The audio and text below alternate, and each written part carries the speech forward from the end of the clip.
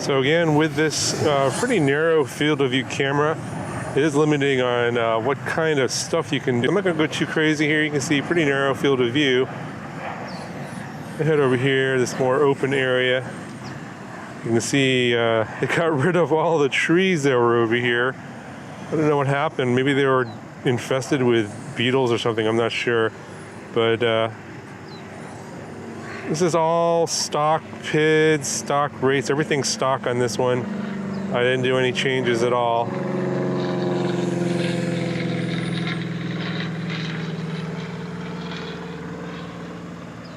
And we have a 1 watt video transmitter on here, so plenty of power. No breakups at all, even though the antenna isn't that great. All the trees over here are gone too.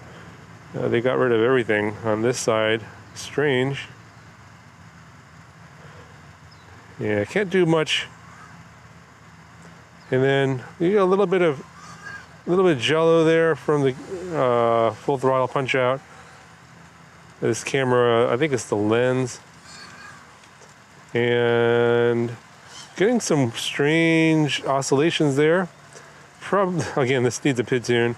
I'm not that interested in this out of the box because I think the motors are just kind of so-so, and you're going to really want to get some better motors, I think. I think I'm going to be moving the stack over to something else more, probably like maybe a 4-inch or 5-inch, maybe long-range quad. You can hear that a little bit of it kind of pulls there. Not sure what that is.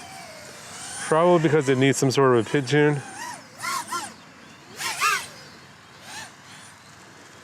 Maybe a TPA adjustment. It's possible there's vibrations getting into the stack. The flight stack isn't mounted that great in terms of soft mounting. Oops, there we go, crash.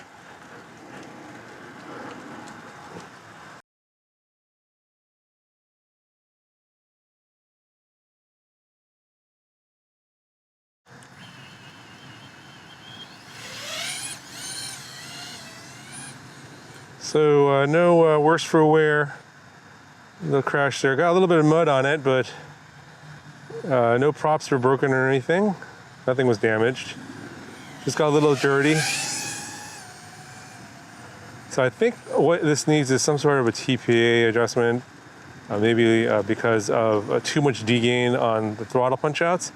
So I definitely, I wasn't planning on doing anything acro-wise anyway because of the camera field of view, but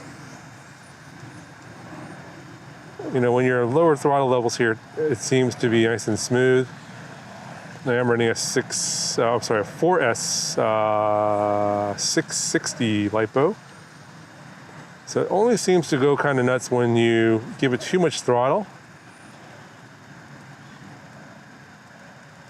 Well, interesting. That seems to be gone now. Okay, maybe the crash fixed something. Let's see here. Let's do a little bit of a full throttle here. That little hitch is not there now. Weird. Not sure what to make of that. Huh.